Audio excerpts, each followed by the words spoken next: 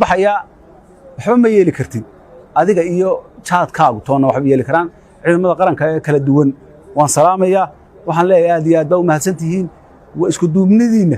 iyo duruufaha aad qabtaan oo adkaysigoodu waxa weeyaan waa quruxda Soomaaliland weey quruxda Soomaaliland weey quruxda Soomaaliland ku fadhida weey quruxda iskuulada lagu dhiganayo weey quruxda jaamacadaha soo ku qalin jabinayaan weey direyska iyo baahiyaha gaarka ah qabtaan u fadhidaan faramaha waxa ku nafisay oo ku raaxaysanaya dadkii ugu ahaydaan ciidamada cadawga ka difaacaysan ma gudaha jooga ma dibadda jooga way ku mahadsan yihiin cabashana kuma qabaan iyaga janaraaladooda iyo madaxdooda iyo saraakiishooduna waa iskaga raali waana ku wada shaqeeyaan noocaagaas ilaahay ka fashilinaya ee uu ilaahay ka soo dhax saarayna ilaahay baan ugu mahadnaqaynaa inuu ka soo saaray marka anuu saaka intaan doonaya waa intaa weeye aad iyo aad baa u mahadsantihiin intaasan kaga baxaya waxaan leeyahay doolaalo koombada aan lagu shubayaa ku abshir doolaal waxa uu ka hadlay arrimo ciidan cabashadiisuna waxay ku taxalluqdaa in berigii dhaweyd ee la xiray la ruseeyey oo darajada laga qaaday oo intaasoo dhan uu darajadiisii daba socday cabashadiisu arrimo ciidan ayay ku soo aroortay adna waxaad tahay madax dhaqameed adigoo madax dhaqameeda isna uu yahay nin ciidana bal jawaabtaadu maxay noqonaysaa sultan adeer waa si fiican waa runtaada anigu madax dhaqameed baan haddaad dhageysatay xalay tole markuu hadlayay sida madax dhaqameedka iyo odayaasha qabaa'ilada cawda ee reeraha u hadlaa afkoodii ku hadlayay muu ku ekaan kaliya ciidan muu ku ekaan arrimo ciidan iyo darajo kuma ekaan wuxuu ka hadlay arrimo siyaasadeed wuxuu ka hadlay cabasho reereed wuxuu ka hadlay habar jeclo waxba looma qaban buuri haddana afkaba ku ballaadhay hadallo noocaas ayuu ku hadlay tan aad ka hadlayso darajada iyo ciidamadana darajadu qofku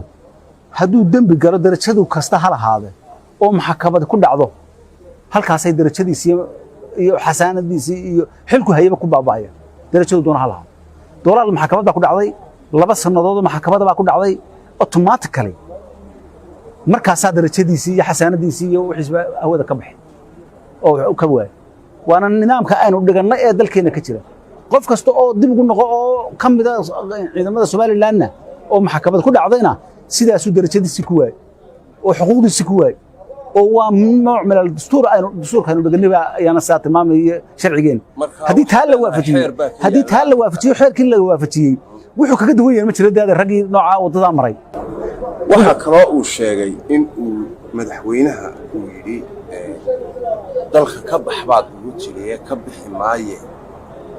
aday muddadu ka dhowdo oo ka dhaadhe taa iyada maxaa kale horta anagu meel la yiri dalka ka bax dalka hadii laga saarayo waxba kama xigaan dalka ka bax meel lagu yiri uu jooga saakaba ma aanu moogin dalka qofku hadii dambe ku dhaco oo laga guto waxa weeyaan waa ajaanib maaha waa muwaadin uu ku dhex noolaa kara meel lagu yiri dalka ka bax ma jirto waa propagandooyinku sameysanayaa bay kamid tahay dadka la xordaayo meel lagu yiri dalka ka bax ma jirto madaxweynuhuna isma soo gaadhaan dalka meel uu yiri kaga baxna ma jirto waa propagandooyinkiisa iyo beenihiisa uu ciyaalada u soo dhiibayo dal wareegsanaya doolaale cidina ma oran ka baxay dambigii uu galay ee lagu xukumay iyo darajadiisii halkii uu ku waayay ee dambigii ku waayay bay laha ma qabo ayaa cadaatay inuu qabo oo maxkamadna ku xukuntay taas hadii laga saaray xasaanada isagu inta badan wuxuu u hadlayay sidii nin xogta ciidanka xogta dhabta ah ee ciidanka gudihiisa ka jiro in nin jeclaysi uu jiro in jananka ciidamada haysta nooc taani uu kala xigtaysta ciidanka oo kuwa reerkiisa ana uu gaar u guneeyo kuwa kalena uu xidhxidho oo uu cadaadiyo sidoo kale waxa uu sheegay in nin ciidanka ku jira oo ay isku beel yihiin nooc taani qori lagala baxsaday ciidanka lacagtiisii loo soo diray in ninkaasi muddo kooban uu xidhnaa arrimaha uu sheegay maxaad kala socotaa adigu horta adeer waxa marka horeba mamnuuca waxa mamnuuca ciidankeena qaranku siruu leeyahay siraha ciidamadana qof kasta oo Soomaaliland ma oga aniga walaaladii baa ku jira adeeradii baa ku jira madeeradii baa ku jira waxa ay ciidanka sirtiisa hoose waxa loo kala socdaana ma jirto mana ogaan karo iyo mana sheegi karo way qofka ciidanka u turaya waxa hoose ee dhexdooda yaala maxba kale ma ogaan karaan suru leeyahay ciidanku waxa uu jananka ku eedeynayana anigu inaanay jirin baan qaba waayo jananka ciidanka de kelidii ma xukumo intaasoo kunoo ciidanaba dalka jira horaa dee loo arki lahaa eedahu ka sheekaynaya waxuu ku sheegayo ma jirto rag ciidanka qaranka ugana horeeyay haddana jooga oo saraakiila baa jooga oo dee ay jananka dee isku warhayaan marka sirta ciidanka inuu dadka la wadaago oo uu qaawiyaa maaha sharaf maaha anigu malihi dambi buu nuux ku qirayaayo oo dibadda u soo saaray malihi oo u doodi maayo nuux waayo dambi dee anigu mana saari karo ciidanka uu ka galay mana bari yeeli karo laakiin waxaaba khalada on meeshaba qaban in sirtii ciidanka uu dabadda soo dhigo oo uu ka sheekeeyo gudaha ciidanka waxa weeyaan waa mas'uuliyad darro weey waa mas'uuliyad darro weey nin sarkaal buu ahaa darajuu lahaa ciidanka qaranku gudaha ugu jiray inuu dadka shacbiga la wadaago siraha ciidanka oo waxa ka sheekeeya waxa weeyaan waa mas'uuliyad darro weyn oo inuu dambi ku galo ay tahay maaha inuu intuu yaado iska tago inuu dambi ku galo oo lagu maxkamadeeyo oo lagu taago weey waayo qaar baa lagu dilaa ciidamada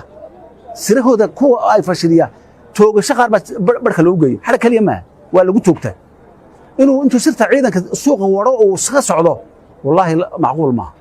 macquul ma waa inuu dambigeeda ku mutaystaa waxa uu sheegayana ee uu amba janaan ku eedayo amba madaxweynaha ku eedayo amba saraakiisha hoosaha ka eedaye waa in la yiraahdo cadee 1 2 3 cadee hadduu cadeeyana waa inuu badka keenaa hadduu cadeey waa inuu dambi ku galaa waa maxkamad lagu saaraa oo lagu eedeeyaa lagu xukumaa weey in cidla uu kaga taga maaha marka taasuna isaga iyo ciidanka ka dhaxaysa amba uu cadeey doonaa waxa ay dunuubta uu sheegayay uu ku eedanaya jaraarada iyo ciidamaha sirooda ku qorqodayo amba dambigeedu ku gali doona marka dolaal wuxuu barbariiqday si badan buu u socday marba si reer buu u socday mar si ciidan buu u socday mar si hanjabaadeed buu u hanjabay waxa soo dhamina waxa la iskaga hadhay ma korgii ragii madaxweynaha iyo qaranka u tagay ee yiri madaxweyne dambigaas uu galay ninkaas cafiyay maalinta hore ku soo daayay damaanada ku soo daayay iyo qarankii waxa weeyaan arinta silent ka galiyay intiiba saaka waxa weeyaan waa muduci weey waa muduci oo ninna waxa weeyaan lagu dhaaf maayo dambiga uu galay hadaanan doonahaynin inay noqono de qabaa'il noqono oo doonayna inuu qaran horumar noqono noocaas oo kale waa inaan waxa weeyaan qabana oo ka qabana qarankeena oo sharafteena uu dilaayo ka qabana oo ay waajibku leeyahay marina hadana laakiin waa hebel miyeedaan hebelkiisa ay wadanka soo dagaalamay ahayn warkii wadanka ba soo noogu hogaamiye ahaa Cabdiraxmaan Axmed Cali hal cad ba halka laga saaray diyaarad mas'alan ragii wuxuu ahaa madaxweynaha ugu horeeyay sanabuha muxuu ku mutaysta in wadanka laga mastaafuriyo hal cad halka in adeerkii uu jeedal intuu la dhaco ila ka baxo wadanka wuxuu ku mutaystay wuxuu ka horyimi qaranimada Jamhuuriyadda Soomaaliland muxuu ku waayay marka xuquuq kasta oo lahaa iyo madaxweyne kasta oo ahaa iyo asana madaxweynaheedii kasta oo ahaa xuquuqdeedii ku waayay halkaas hal cad laga saaray وكي سجوا كل دي هالك بحي ميو كم ذيه دولار معارو كم ذيه مع عبد الرحمن أحمد علي وكم ذيه هالك لقد لقى سعره ودك أو إن هذا الكيك سعره قبوسة ها وسير الداخل جمانتها يدم مسافر بس كده ودك قبل وحلا نكس حسب من نقول يسوي إكسكيوز معها أنا بانا هاي وهالجماعة بانها كون نقوم يسود مارقات كون نقوم يسود القرن الصومالي لان دعوة وكمان تشوفه دعوة مركا دولار ودم بيله ولبا وين شغلك قبضه بريجي دويد lagu jiray loolanka shirkudoonka sida la og yahay xildhibaankaadii wuxuu noqday xildhibaankii kaliya ahaa ee xisbiga kulmiye ka soo baxay ee xisbiga kulmiye ku wacad furay arintaa lama arag adigoo ka hadlay maxay noqonaysaa bal arintaas maanta haddaan su'aasha ku weydiiyo ka baxsan arrintan doolaare aad ka hadlayso والله هذا روح ويا ورثة أنا حلبان كي كلمة هاينة حلبان بدن ورير كابا صوب حي وده حلبان شباب بوحها حلبان كي جبوها وحسب جا الحاكم كا فكرة أي كم ذي صناعين ninkan aad weydiisay wallaahi dee horta qofku wuu qaadan karaa mowqif wuu qaadan karaa oo rag badan oo dee waxa weeye axsaabta ka soo kala baxay ayaa ninba waxa weeye aragtidiisa iyo sidii wuxuu arkayay ayuu u codiyey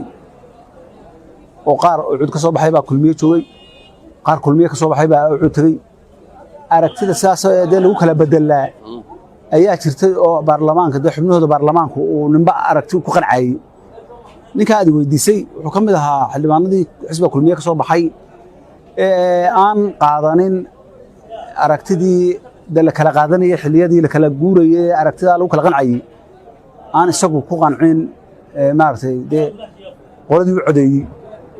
si uu dee uu heli karayay inuu yidhahdo dee war aragtaasaan anigu dee qabaa ama guddoomiyahaasaan dee anigu inaan codka siiyo ku qanacsanahay waxuu diidayena ma jiro welibana anigu waxaan ka mid ahaa dadkii uu sida adag ballanta ugu adag ilan been lama sheege uu la galay ee yidhi anigu waxaan u codaynayaa ninka la yidhaahdo yaasiin faratoon afkiisu igaga yidhi qofkuna dee wax khasbaya ma jirto le qori laguma hayee wuu odhan karaa u codayn maayo adeer anigu hebel baan u codaynaya isagoo xisbiga weliba wax diidaya ma jiro ragga saasoo kale sameeyey ayaguba da way jireen laakiin de waxaa dadka la yaab ku noqotay in minidkii ugu dambeeyey oo aan dhasiishanada raggu qaata ka mid ahayn dhasiishanada raggu qaata waxa weeye go'aan qaadasho raggu dee waxa weeyaan yes or no waxaan waan qaatay waan diiday inuu minidkii ugu dambeeyey dee uu meel kale codka u taago waxay ku keentay dadka dee reer somalilan dee la yaabatiin laakiin dee waxa weeye qofka dee taariikhdooda iska diiwaangelinaysaa inuu qofka waxa weeyaan dee waa laga qiyaas qaadanaya qofka dee ma ogtahay dee way la korayaa oo siyaasaddu way soconaysaa dadku haddii noolaado qof waliba dee waxbaa lagaga talagalaa biniaadamka marka dee dadku wuxuu isku aaminaa jiro oo qawl baa jiro oo biniaadamka haddii dee wuxuu meel wada dhigtay wuxuu ku heshiiye uu isku rumay waayo dee waa nooc ka mida ma ogtahay dee munaafaqadda in laisku munaafaqadeeyo dee waa arrin dee la yaabo wey haddaad ku aamino dee waxa weeye munaafiqu waa inaa ku khiyaamaa calaamadaha munaafiqa haddaad aaminto u khiyaamaya laakiin isagu wuxuu ku dooday in markii dambe la yidhi waa la weydiiyey wuxuu ku dooday inuu xaqii u codeeyo xaqdarradiina uu ku codeeyo horta adeer xaq iyo xaqdarrada ilaahay baa yaqaanee dee miqyaasku saaray iyo qadarku saareen uma garanaa xaq iyo xaqdarrada laba nin baa tartamaya oo dee reer somalilan labadii nin tartamaya unbaa uun dee loo kala codaynayay wax diidayena ma jirin inuu kana codeeyo iyo inuu kana codeeyo midna wax diidaya ma jirin laakiin roolkuu qaatay iyo waktiguu qaatay go'aanka aan dee cidna ku talagelin ayuunbaa uu noqotay la yaab oo dee cidoo la yaabtay marka taasaa dee lagula yaabay ma ogiye dee waxa weye qofku waa u xor wuxuu qaadanayo iyo go'aanku qaadanayo aad baad u mahadsan